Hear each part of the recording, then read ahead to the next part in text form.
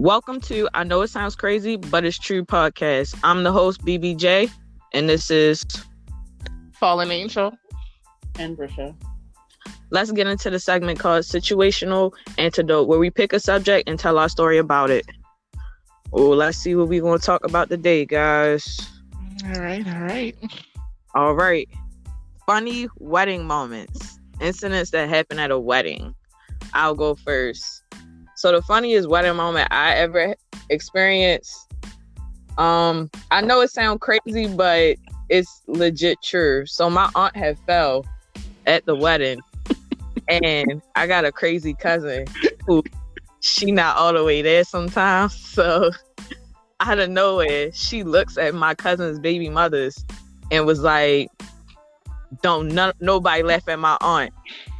And they looking around like, should I do it? And my father, he ignorant. He starts dying laughing because he's like tears in his eyes rolling. And then my cousin, the one that's crazy, she's like, "Ain't that funny, right? Ha ha!" And started laughing. So then they scared to laugh now, and they like, ha ha ha. So that's my funny wedding moment. How about you guys? I guess my funniest would probably be, I remember at my Aunt Kristin's wedding, I had on this white outfit. And my mother put so much pressure on me not to get it dirty. First of all, we're Caribbean. So curry was served at said wedding. Problem number one. So I'm there with pretty much a paper towel roll down my whole entire body, trying to make sure that I don't get this thing, my outfit dirty. I'm good. We go to dance. Everybody's good. Maybe last 15 minutes of the wedding, I get some Hawaiian punch, which I have been drinking, the whole entire time there. Not one drop spilled. I turn and my brother collides into me, cup flies in the air, spills all over me. Not a drop on him, but spills all over me. All I could see is my mom's face and Cameron laughing. Shit was hilarious. Then, wow. As I go to try and clean it up, I slip and fall in the bathroom. Thank God no one was there to see it, but it was just, the embarrassment was real. That's my funny. Do? Oh, she beat my ass like nobody's business when we got home. But like, she clearly saw it was your brother's fault. Did she? This is my mom we're talking about. She only saw when Angel fucked up.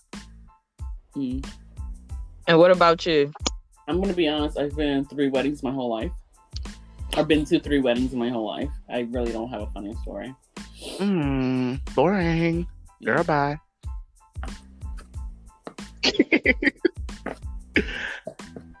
Like, there's not even nothing remotely I can even say, because it was like when I was younger, then the wedding we all went to recently, nothing really funny happened. Oh, I guess you can say snatched the hell out of that mic when Cameron was talking. That was funny. That was. So as we're walking, we're like 8 out of 10 of being drunk. And I looked down and it was a frog. So I'm like, yo, it's a frog. So I have a picture of the frog if you ever want to see it. Well, those were interesting. And you know who else has an interesting story? Our guest, Chrissy. She handles with John Casemos. You can find her on Instagram at JOHN KAZMOS. And she's a luxury body care organization. So called Chrissy. So Chrissy, the topic today is funny wedding moments. An incident that happened to you at a wedding that was hilarious. Tell us about it. Let me think, because most of my friends are not married yet. They still for the streets. So I gotta go.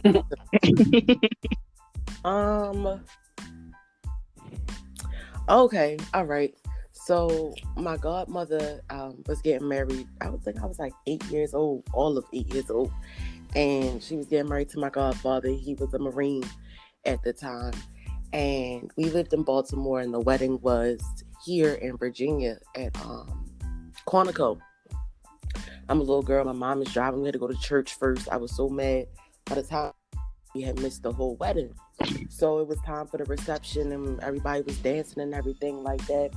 And my mom left, and somebody came over and gave me a little glass. I'm 8 years old. I don't know what this glass is. It looked like apple juice. Got some bubbles in it. I'm about to drink it. Okay. All right. About 5-10 minutes later, I'm like, yeah, I want another cup of apple juice. So about 5-6 glasses later, when my mother sees all these champagne flutes sitting on the table, she's like, wilding out and shit, like, who gave my daughter champagne? I'm like, oh, champagne, that's what that is. Okay. And then being a child having 5 glasses of champagne, I kind of ripped my godmother's wedding dress. Ooh. Oh, Right, Oh my gosh. right down the middle. Like, I'm dancing around, I'm spinning around. Obviously, I'm drunk and shit. And I'm thinking she about to throw the bouquet. So I run to go grab it from her. And I ripped the whole front of her wedding dress. And it was funny to me because I'm a child. I'm intoxicated. Now, as an adult, I'm like, That's traumatizing. Do you still talk to her? It's Okay, all right. complicated. It's I get it. complicated. I mean, you know, we still had a relationship for most of my life, but you know, I decided to sever the relationship just, you know, based on different circumstances. Mm-hmm. No, so it had nothing to do with you ruining her wedding dress on her wedding day. Absolutely not at all. But it was But who- because everybody, it happened like right after my mom started wilding, like, who gave my daughter champagne? So everybody's looking for like this little drunk ass girl running around the wedding, and I'm on the dance floor fucking it up. But like, did you ever find out who gave it to you? Because like, if you're 8, you're clearly 8. It's like not a mistake that, So, you know. All right, even if it was just one, it would be a different story, but they just kept giving it to you. Exactly. I don't know. I don't remember. I don't recall. I know that we were at like one of those Martin's West type events or whatever. So they were just That's even worse. Right. So No, because if you've been to some Martin East or West events, they don't ask for champagne. no. They never have. I've gotten quite inebriated in some Really? of those. Yes, That's crazy because I went to a wedding when in I Martin was younger. Place, and they gave me champagne. They put it down, looked at me, picked it up, and then gave me apple juice. It was good though, but like, How old were you? ooh, I had to be between 15 and 13. Oh, see, no, they gave that to me much younger. I know I was 10. Ooh. And so in my defense, you know, I was tall as hell for a 10-year-old. Mm-hmm. True. That's Yeah. true. So I was about 5'8" At 10. at 10. Yeah, I stopped growing at 13. Whoa, how tall are you now? I was 5'11". I am I was 5'11". like, dang, did she get osteoporosis and start shrinking? Is there any more questions y'all have Girl, for her? yes. Why did your mom take you to church knowing that you guys had to go to a wedding? Because, okay, all right, so The wedding was in the church, wasn't it? No, it seems like 2 different events. Yeah. Oh at the no! time we were living in Baltimore, and my godmother and her husband were living in Quantico Marine Base down here in Virginia. I don't really know the specific why we had to go to church first. I mean, even like for different events in my life, like cheerleading and choir performances and stuff like that. If it was on a Sunday, I was going to church first. And I have missed multiple cheerleading competitions as the captain because we had to go to church before my event. So it's always been like that. It's always been like that. But now I'm grown. I do what I want. I used to look forward to those events, so I would have a reason Not to to go. skip. Yeah, no, my mom is a minister. She's old school and she's Oh. Christian, so the Lord comes before any and everything. Understand. Yes. I was upset though because I wanted to see the wedding. I was supposed to be the flower girl. I had a nice Oh dang! print outfit and everything that was custom made for me. We had to go. I feel like your godmother should have knew that your mom was that kind of person and not to have you as the flower girl because You as the flower girl, you yeah. had to go to church beforehand. Yeah, I don't know what they were thinking. I mean, they was like in their late 20s, early 30s at the time. So maybe they was just caught up in the rush. You know, you'd be like, yeah, girl, I'm gonna make it. No, I'm gonna make it. No, for real, I'm gonna make it. I'm coming. And then And never make it. yeah, so I think Or make it till afterwards. yes, and you know, it's just a lot. Now I'm triggered. now I'm triggered. Is any more questions, guys? Not that I have. No. All right. Thanks, Chrissy, again for coming to join us on today. I appreciate it very much. Thank you, Chrissy. All right, y'all have a good day. Wow, that was mad interesting. Hers was the best story. I never had that happen to me before. Ripped the whole entire dress. Like, I can't imagine. Dang. Yeah, I think I would have done you if you did that to me at my wedding. Like at my wedding. But she's 9. Someone else's It's dress? not like she's like a grown adult. She's 9 or 8. Yeah, yeah. that is true. And who we really need to blame is the person who gave a 9-year-old, I thought she said 8, but a child, Champagne. And then kept alcohol. giving this. One time, like you said, one time is Yeah, like, okay, one mistake. time. But like, if she got enough to get drunk, mind you, she's not even that big, but like, bro. We could. All right, so we're gonna go ahead and take a break, guys, and then we'll be back. Ooh, that was a good conversation we had earlier, right, guys? Absolutely. Yes. So now we're going to go to this next segment called Worded Minds. Ooh, let's pick our brains today. Let's see. And the word for the day that we're going to discuss is color. So guys, what do you think of when you hear the word color? I guess I want to say the first thing that came to mind for me for color was like, I don't know, since there's so much stuff going on in the world today, I guess blatant black and white situation. But at the same time, it's like, it's not right here in my focal point. Basically, I'm more worried about color scheme. How about you guys? Well, when I think of color, I think of just the world, you know, plants and buildings and people. Like, it's so diverse that it's crazy. And then also there's colors that we can't see yet. Not that we can't see it yet. We haven't developed like the cone in our eyes to see all the colors that exist. Like there's a shrimp that can see all the colors, but we can't see them. A special cone in their eye where they see more colors than we can see. Okay, is it? Wait, you said it's a special shrimp? It's a very specific shrimp that has a special cone in their eye that allows them to see more colors. It's probably like a survival mechanism for them. I mean, I feel like color is subjective as well, especially if we're going to get into the political aspect, because as all three of us are African Americans, or whatever you want to perceive yourself as to be, we're basically still under the description of a minority. Other than the basic things that's going on in this world, and everybody's still fighting for equality, and people still doing all lives matter or Black Lives Matter situations, I feel like because society made color so prominent, you think anytime in this world is not going to be prominent, or you think it's always going to be there? I mean, it's always going to be there. Like for a fact, like 100% fact, it's always going to be like that, because people are always going to teach their children to just hate. And then on top of it, we're talking about color. We're not talking about race. So are we talking about color, or are we talking about race? Color, I mean, color is objective. It's a general statement. So color to anything, whether it's color with coloring book or crayons, or color as in when you say the color of your skin, it doesn't matter what color we're talking about. That's what I'm saying. It's subjective. It depends on what's first come to mind. But because of all these things, the first thing to come to mind right now is race, because of all the stuff that's going on in this world. You know what at the irritates moment. me about color? You ever buy makeup What? and you be like, ooh, that's a pretty color, then you put it on you and it don't look like that? Yeah, Like, yeah, I that's get what you say. irritating. I get Like, what you that's say. really irritating.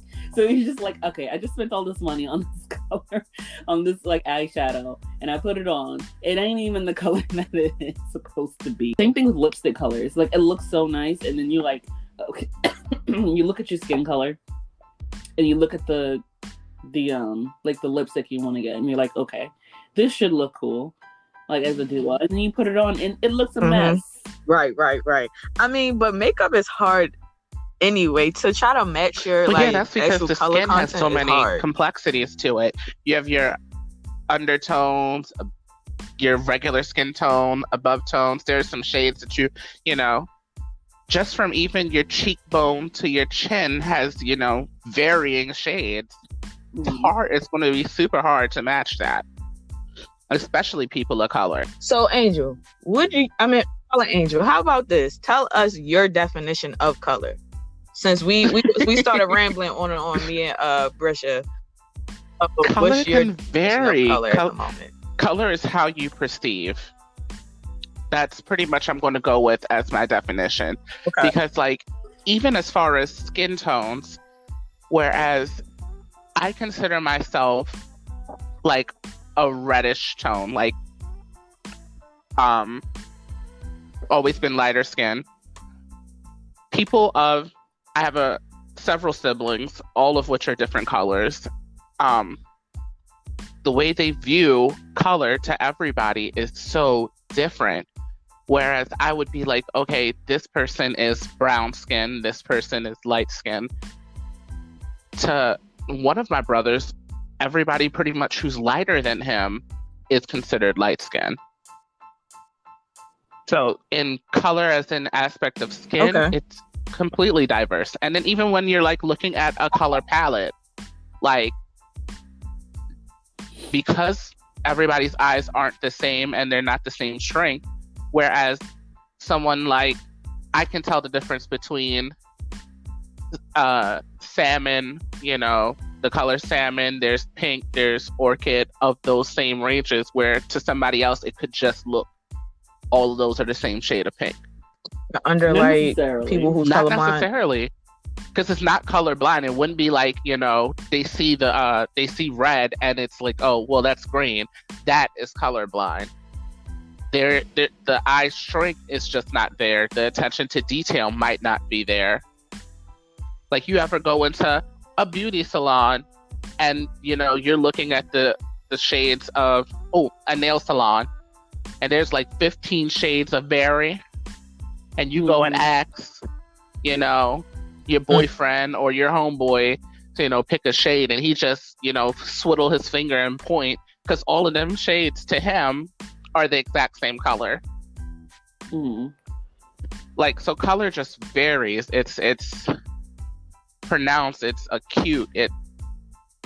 I think it makes the world diverse and beautiful. Okay. So when you first think of color, do you go towards race or do you go towards different colors for like situations like makeup? For me, or it coloring depends on the like that? context of the conversation. But when I hear the word, if you're just saying color, I'm thinking actual color wheel, rainbows, things of that Exactly. nature. Okay. I'm sorry. I'm just maybe it's just me because of all the stuff going A on lot in of the people world. are. I'm When just they hear automatic- color, they think of skin tone. But I guess in my circumstance, not to say color hasn't affected me, because it definitely has. You can definitely tell. But because I guess we're gonna seep into colorism here, because of my skin tone and I guess the way that I talk, it's not brought up as much around me. It's not,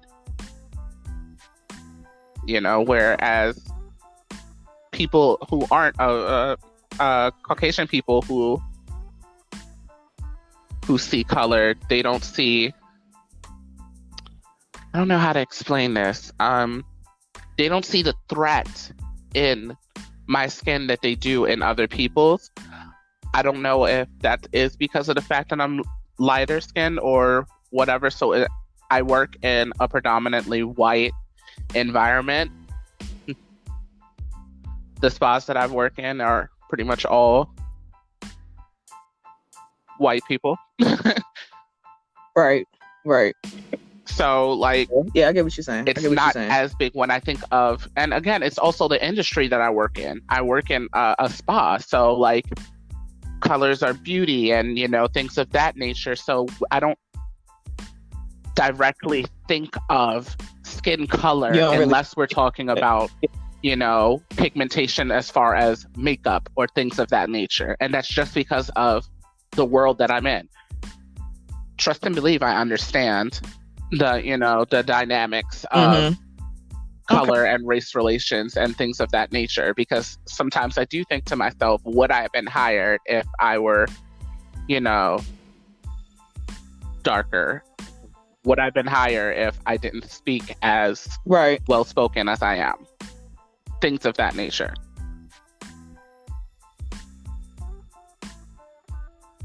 Okay, I see what you're saying. I mean, you know what else I do hate about color is the fact that it's so many different shades of everything. Like, if you look down the color wheel, you have at least 10 to 15 colors of hue. Actually, it's not even called color; it's actually called hues. In my educational standpoint, but yeah, it's like 15 to 16 different variations. Like, you can say blue, and way more like, well, what color blue? You got 15 to 16. You can go into the best place to really view a strong, you know, sense of how diverse color can be. You go into Home Depot and ask them to see some paint swatches. You would have never known that there was over 150 shades of green. From pistachio to olive to grapeseed to all of it. Like, it's wild. The lightest the lights, the darkest the darks. Like, right. Why is it an eggshell white? Why is there off white? Why is there just white? Why is there pure white? Why is it cocaine white? Like, come on now. Like, don't give me all this extra description. No, they just can't say that white. Because then it's like I'm looking at, right now it's snowing where we're at. I'm looking outside my window and there is a white car covered with white snow. You can clearly see a difference. The car is more of an eggshell white and the snow is more of a snow or cocaine white. Like, it's a pure, bright white. And in order to tell the difference between those things, even though, you know, sometimes you don't want to go into that much detail, you have to, because there's varying shades. Mm-hmm. Then I feel like for black, but then black is getting like that too, because black wasn't always like different shades of black. It was always either black. I feel like that has to do with the stigma of race. The reason the color itself, black, didn't get as many shades, even though like black and brown, it's wild.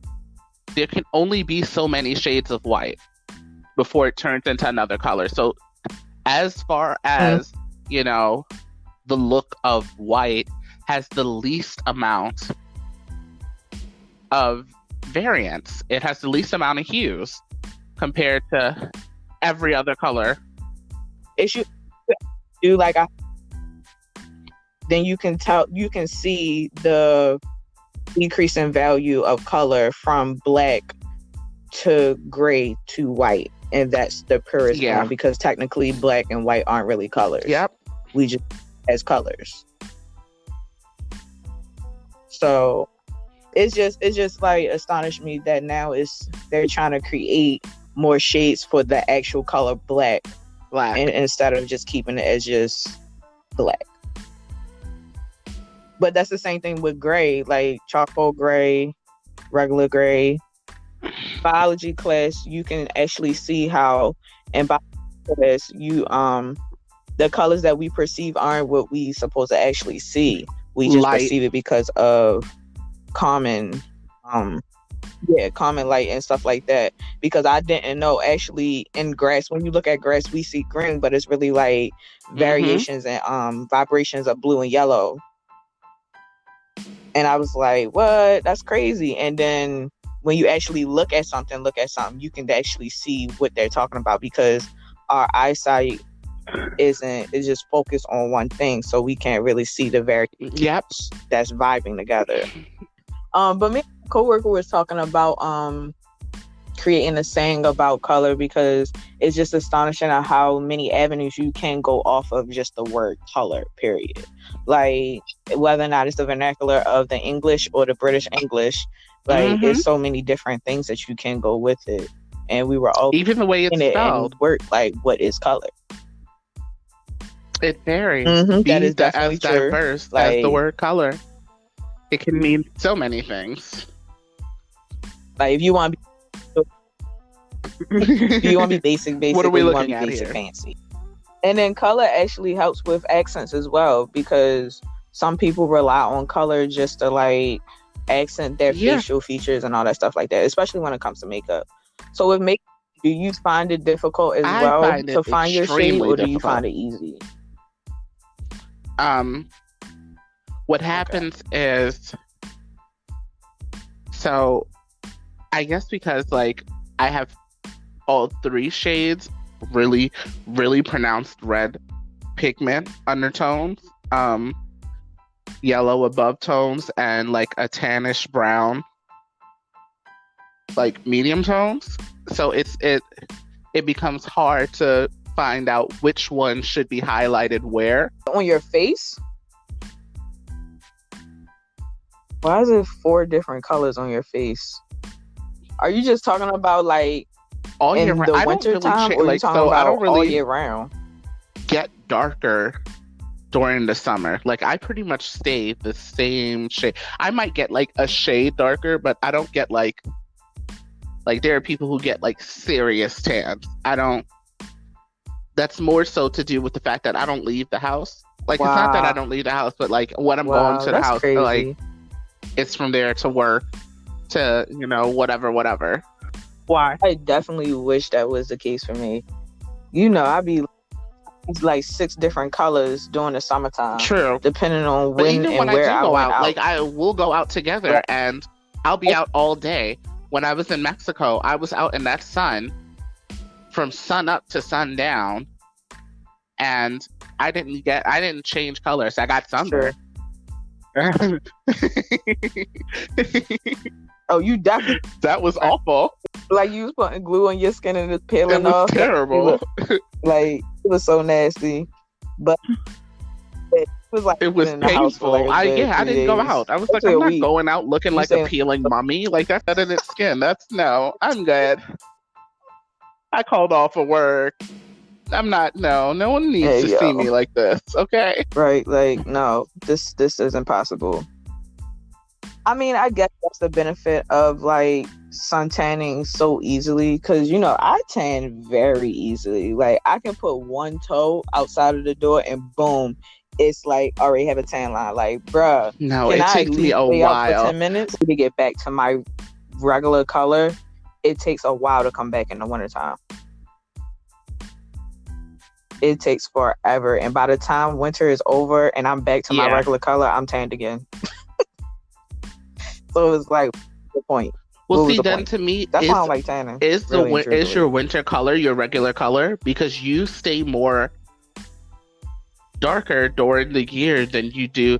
Like, for me, I guess my winter color would be my regular color, because like 9 out of the 12 months, I stay that same shade.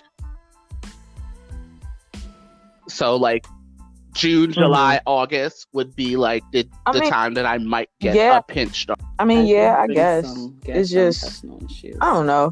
Well, thank you for listening. Please like and comment with the ideas you would like to hear about us. Hear us talk about, and share with all your friends and family. We are gladly and will happily wait to see you guys next time again. So you really going to put your gastrointestinal issues out there for everybody to talk about?